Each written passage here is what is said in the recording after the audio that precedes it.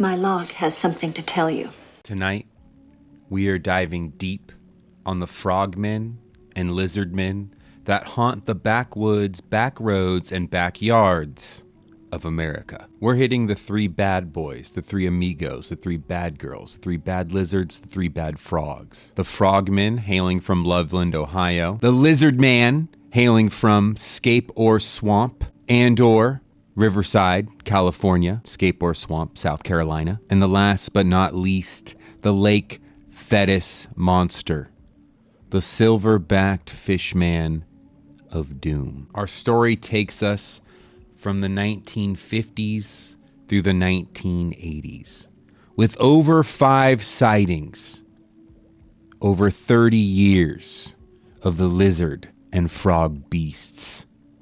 And we know when we do the cryptid math, for every 1 sighting, there are at least 9 more that go unreported due to, you know how we are, public malaise. We don't believe. We don't believe, we ridicule, or we go to the person's house and be like, what'd you see? I want to see it too. So people don't report it. They keep it quiet. So we know that if there has been at least 5 since the 1950s, that means there's been at least 50. 5 times 10. The Lizardmen of America. Beyond the sighting in California, most of these take place in the weird and wacky Ohio River Valley, which in the 1950s and 60s was host to a varying circus of entities, from Mothman to Melonhead and everyone in between. The question we need to ask ourselves about the valley is, does this UFO flat mean the veil was thinner between dimensions? Was there a portal there in the Ohio River Valley? Yes, there was. And these people were seeing Mothman, Melonhead, and all sorts. Tonight, we're diving into one of my favorite, and that is the Loveland Frogman. So let's waste no more time. Let's get to the best part. Let's get to the wasteland. And the information from books we'll be reading from.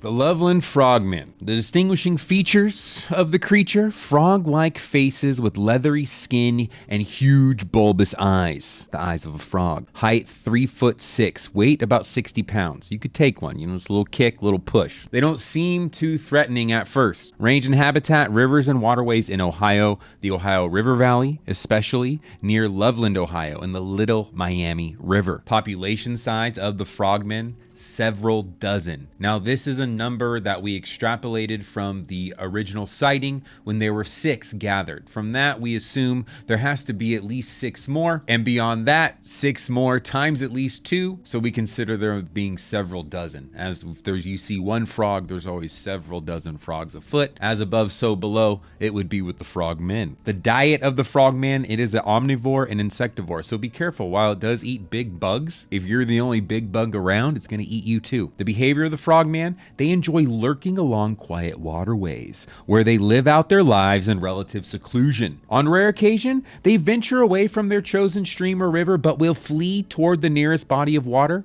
when spotted by humans. Just like water in real life, it flows towards water. The source of this information comes from cryptozoology and ufology. When you hear those two as our source, that means it comes from you, the good people who report these sightings, because that's the most important part. Not only from like a history perspective and like a folklore perspective, but from an evidence and proof perspective, because we gotta know. So if you've ever had an encounter that you'd like to share, please let me know, either here on stream and chat, or you could email me at aliens4alien@hotmail.com, this email address here.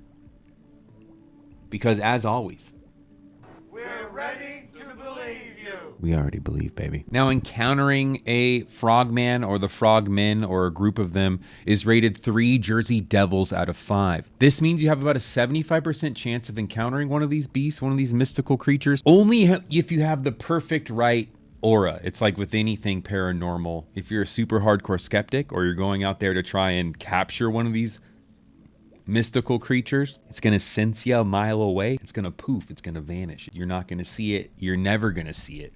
Ever, ever, ever, ever, ever. And it's not going to see you. However, if you're out there with a pure heart, pure mind, just wanted to have an encounter, maybe say what's up, maybe spread some love, you have a 75% chance. If you're out there during Frogman season, and if you're in the right area, right, then you'll have a chance of seeing a frogman. But anywho, let's get into the history of the frogman sightings. Miles outside of Loveland, Ohio, along the shores of the Miami River, cruising along the highway in 1955 at about 3:30 a.m. is a local businessman. Name?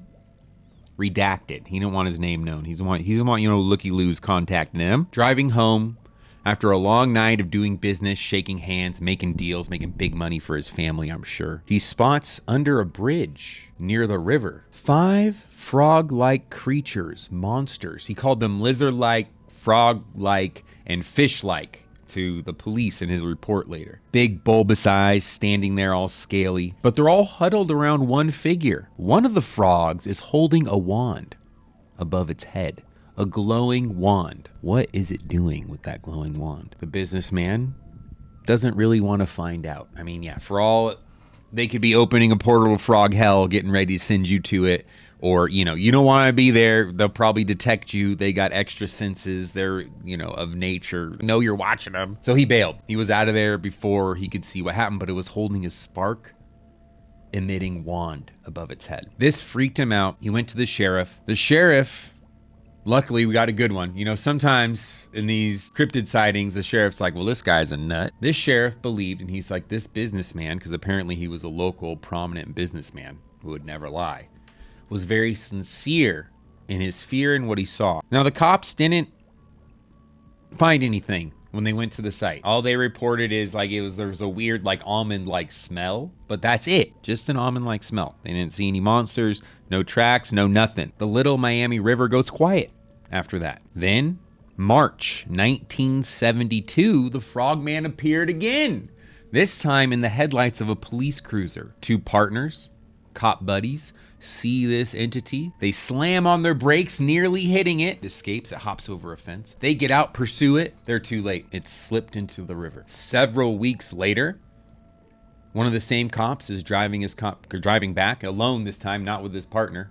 Sees the creature again. Actually, he sees this prone figure just lying there on the side of the road. He pulls up, gets out. Hey, what's going on? The moment he gets out of his car, the figure jumps up and then leaps over the embankment, and, into the little Miami, splish splash once again. And largely, sightings of the creature go silent for another several years. And then in 1985, 2 boys from Loveland spot a frog they described as the size of a dog. Could be a baby frogman, one of the several dozen. And that is the case of the Loveland Frogman. The most interesting part being the spark-emitting wand. One of the first times in all the myriad of accounts we've read where a cryptid is using some sort of magical tool. Maybe of communication, giving the frogmen their mission. Was it a mission of lizard and frogmen terror throughout the United States? Because guess what? That's what happened next. From 1955 till 1988, several places in the great United States of America were terrorized by frogmen and lizard people. Let's get into that history. And here is a lizard man or frogman's perspective if they were perched on one of my trees, watching us talk about them and their history. Let's talk about November 1958 in Riverside, California. Nary 3 years after the wand-wielding frogman was sighted under the bridge in Loveland, Ohio, perhaps opening a portal to summon their Lizardmen allies to invade California. One Charles Wetzel, possibly of the Wetzel's Pretzels family, was driving through Riverside on his way home late into the night in November of 1958 when a horrible lizard creature leaped in front of his car. Charles, or Chuck, described it as having a huge head with bulbous eyes, and it leapt onto the hood of his car, leaving gashes in both the metal and the glass. The following night, another motorist had a similar encounter. Who is this lizard man? There are 2 possibilities for the identity of the Riverside Wetzel's Pretzels Lizard Man debacle. The first suspect would be the Thetis Lake Monster. Now, after 1958, we know this was the same with the Frogmen as well. After their initial sighting, they went quiet. When did they come back? 1972. When did the Thetis Lake Monster make its splash? The summer of 1972. When did Frogman make its splash? The second splash, Frogman 2. The summer of 1972. What was going on in the summer of 1972? The distinguishing features of the Thetis Lake Monster are its silvery, reflective scales and its spikes that run along its head down its back. The height of the Thetis Lake Monster is between 5 to 6 feet. Weight, considered about 250 pounds. Range and habitat, Thetis Lake and the surrounding area. Population size, 1 of 1. Diet, unknown or omnivore, so just be careful if you're out there trying to meet one. The behavior of the Thetis Lake Monster, it routinely rises from the depths for its favorite activity of scaring and chasing swimmers and revelers. But otherwise, the Thetis Lake Monster remains hidden in the depths of the lake. Sourceless information, cryptozoology, the sightings. Now, encountering the beast is only rated 2 Jersey Devils out of 5. You only have about 35% chance of running into one of these guys, even if you have the perfect aura and you're going in to meet one and have a great time and splash around. Really rare you're going to encounter one. Now, August 19th, 1972 was the first encounter with the lake beast. 2 boys were swimming when they noticed a bubbling several yards away. That bubbling turned into a splashing, and what rose from the depths, what they described was a silvery fish-like man monster. It looked much like a human, but it had scaly skin and a fish-like face. Now, the boys said they cut up their arms and their hands on the top of the spikes that the fish man wielded. That was the first encounter. The second encounter, just a mere 4 days later, on August 23rd, when it again arose from the depths, stalking the beach and chasing a group of 3 swimmers, who reported, again, that it looked like a human with a monster face. These swimmers also reported that the creature ate their lunch. Another truth revealed to us by Hollywood: cryptids will eat what we have. I'll tell you who took those lunches. That damn Sasquatch. The Sandman knows. What was he trying to tell us? The Thetis Lake Monster goes quiet after that, probably retreating to the depths after looky-loos and cryptid hounds and cryptid lovers came out to try and court it. Can't blame them. Lizard people sightings go quiet for a little bit. Then in 1975, there's a wave of Lizardman sightings in Milton, Kentucky. This creature's running through neighborhoods, screaming into the night. It's all over the place. After that, the Lizardmen go quiet for another 13 years until 1988.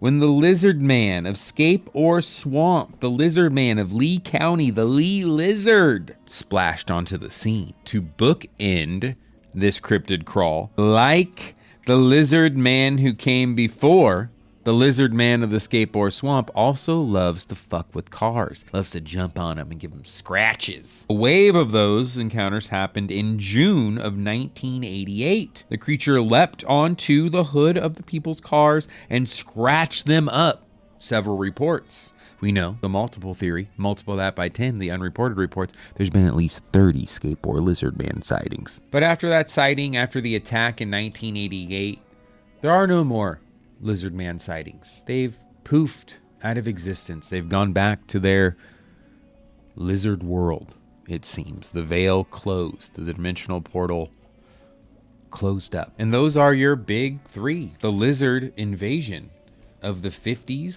through the 80s. Now, if you're asking me if I believe in these lizard creatures, that these people had these encounters, it's a absolutely 100% yes. This happened. There was either a rift in a dimension, a portal was open, these people either saw entities from the unknown, extraterrestrials maybe, interdimensional. You know me, I'm more of an interdimensional guy. I like to go with Jacques Vallee's theory that the paranormal and these entities that we encounter, they happen for a reason. They happen almost on a timer. They're a part of the great beauty of existence. They're here to open our minds and help us realize that there are consciousnesses and conscious I, the plural, whatever the fuck that is, that exists. There's entities in other dimensions that exist beyond us, and we can access them. They can access us. There's just a world beyond. I believe that paranormal things happen to open our minds, whether it's the spookiest ghost or